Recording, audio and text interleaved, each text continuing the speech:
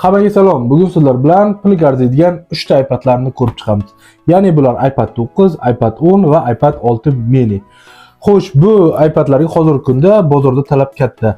Nimaga talab katta? Sababi narxi ancha tushib qolgan. Ya'ni siz o'sha tushgan narxga bu iPadlarni yangisini bemalol topishingiz mumkin. Reytingimizda 3-o'rin albatta bu iPad 9. iPad 9 tashqi ko'rinishga to'xtaladigan bo'lsak, o'sha bizga klassik dizayndagi iPadlarni dizaynini eslatib yuboradi va shu dizaynda ham o'zi chiqqan.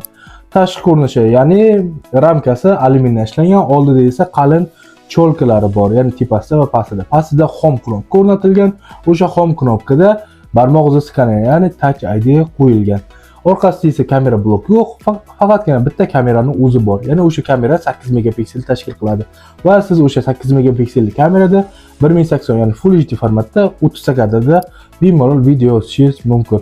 Oldi kamerasi esa 12 megapikselni tashkil qiladi. 12 megapikselda siz Full HD formatda 60 sekundada bemalol video yozsangiz bo'ladi. Planshetimizda displey 12 dyuymli 60 Hz ishlaydigan IPS matrica qo'yilgan va planshetning PQ yorug'ligi displeyda 500 nitgacha chiqar ekan va 1 dyuymdagi piksellar soni esa 264 ppi ni tashkil qiladi. iPad 9 3 GB RAM, ya'ni tezkor xotirasi 3 GB bo'lib chiqqan va bozordan doimiy xotiralari 64 va 256 GB li versiyalarni siz bemalol topishingiz mumkin. Batareykasi 8557 mAh batareyka qo'yilgan va siz bu planshetimingizni Lightning orqali bemalol, ya'ni iPhone'larda o'sha Lightning kabel orqali bemalol zaryadlasangiz bo'ladi. Ya'ni USB-C qo'yilmagan bu iPadimizga.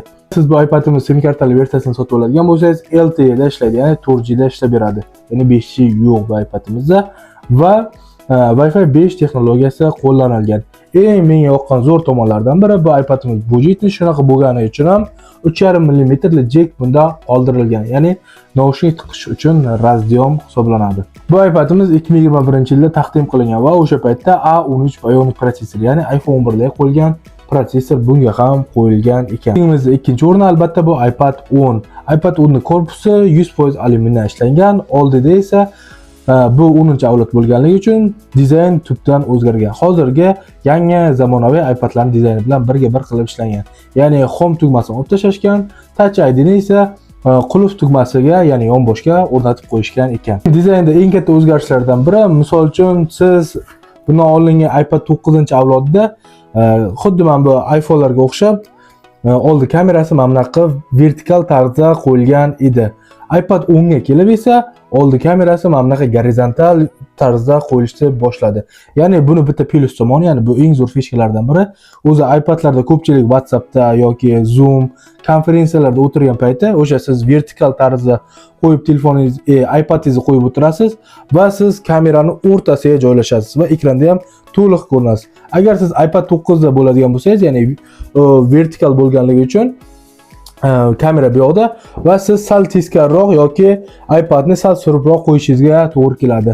O'sha bitta zo'r plus tomonlardan biri iPad 10-avlodda albatta. Orqasida albatta bitta kamerasi bor. O'sha kamera ham 12 megapikselni tashkil qiladi va siz bemalol bu kamerada 4K formatda bemalol video yozishingiz mumkin. Oldida esa 12 megapikselli kamera albatta, 12 megapikselda siz Full HD formatda 60 sekundada bemalol video yozishingiz mumkin. Planshetimizda displey 10.9 dyuymli IPS matrica qo'yilgan, 60 Hz ishlaydigan va PQ yorug'ligi 500 nitgacha chiqadi. Va bunda ham iPad 9dagidek 1 dyuymdagi piksellar soni 264 ppi ni tashkil qilar ekan. iPadimizda tezkor xotirasi, ya'ni RAM 4 GB ni tashkil qiladi va siz bu iPadimizda 64 va 256 GB li doimiy xotiralarni bozordan bemalol topishingiz mumkin. iPadimizda batareykasi 7606 mAh li soat batareyka qo'yilgan ekan. Bunda iPad 9dagidek Lightning emas, ya'ni USB-C 2 texnologiyasi qo'llanilgan. Siz bemalol misol uchun iPhone 15 yoki undan yuqori 16 modellarni ishlatadigan bo'lsangiz, bemalol o'sha siz USB kabelingiz bilan ham iPadingizni, ham iPhone'ingizni zaryadlab ketaversangiz bo'ladi. Va siz agar bu iPadimizni sim kartali versiyasini sotib oladigan bo'lsangiz, bunda 5G ishlaydi va Wi-Fi 6 texnologiyasi qo'llanilgan. iPadimiz 2022-yilda taqdim qilingan va o'sha yilda taqdim qilinishiga qaramay, ya'ni 2020-yildagi iPhone 12 Pro va 12 larning chipi qo'yilgan. Ya'ni A14 Bionic protsessor qo'yilgan ekan bu planshetimizga. Reytingimizda birinchi o'rin albatta bu iPad 6 mini. iPad 6 mini tashqi ko'rinishi o'sha iPad 10-avlod bilan deyarli birga bir qilib ishlangan, faqat kichikroq versiyasi. Bu ham 100% korpusi alyumindan ishlangan va Touch ID knopkalari ham o'sha yon qulf tugmalariga o'rnatilgan. Nomidan bilinib turibdiki, mini, ya'ni siz bu versiyani qo'lingizda ushlab turganingizda, ya'ni iPad Pro'larni kichikroq versiyasini ushlab turgandek his qilasiz. Orqa kamerasi 12 megapikselni tashkil qiladi va o'sha 12 megapikselda siz 4K formatda bemalol video olishingiz mumkin. Oldi kamerasi esa iPad 10-avloddagidek gorizontal qo'yilmagan, bunda o'sha 9-avloddagidek vertikal qo'yib qo'yishgan. Va siz o'sha 12 megapiksel tashkil qiladi bu oldi kamerasi ham. Siz o'sha 12 megapiksel kamerada Full HD formatda 60 dakikada bemalol video olishingiz mumkin. Xo'sh, bu planshetimizda displey, ya'ni 8.3 dyumli IPS matrisada ishlaydigan 60 Hz displey qo'yilgan ekan va pik yorug'ligi 500 nitgacha chiqadi va 1 dyumdagi piksellar soni 326 ppi ni tashkil qilar ekan.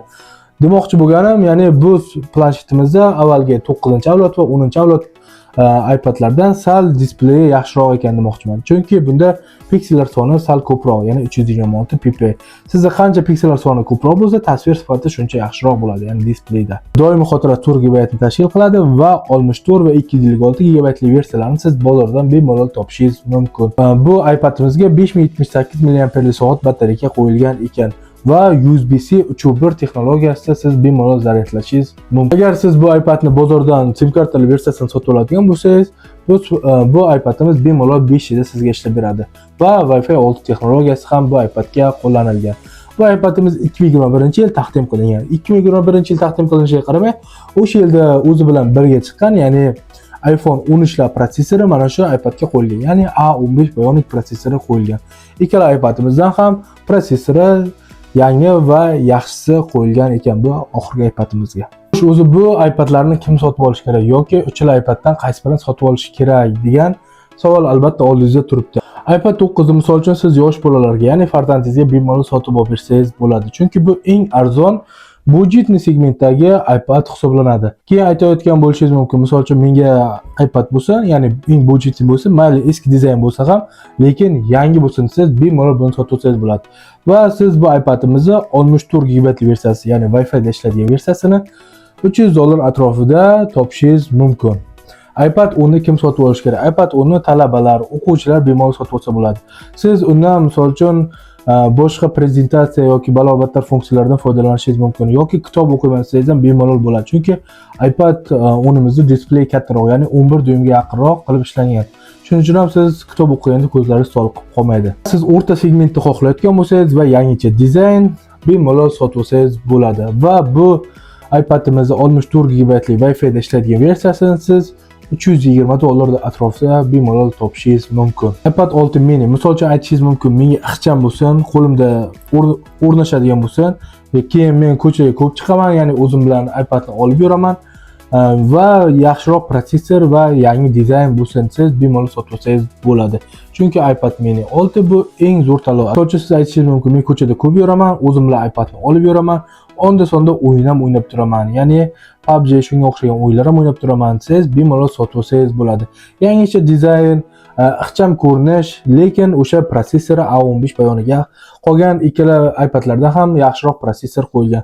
O'yinlarda ham o'zini o'sha yaxshiroq ko'rsatib beradi. Siz bu iPad 6 mini ni bozorlarda 64 GB li Wi-Fi da ishlaydigan versiyasini $350-360 atrofida bemalol topishingiz mumkin. Mendan so'rashganda edi, ya'ni sen qaysi iPadni tanlaysan deganda, men iPad 9-avlodni tanlagan bo'lar edim. Chunki 9-avlodda Lighting qo'llanilgan.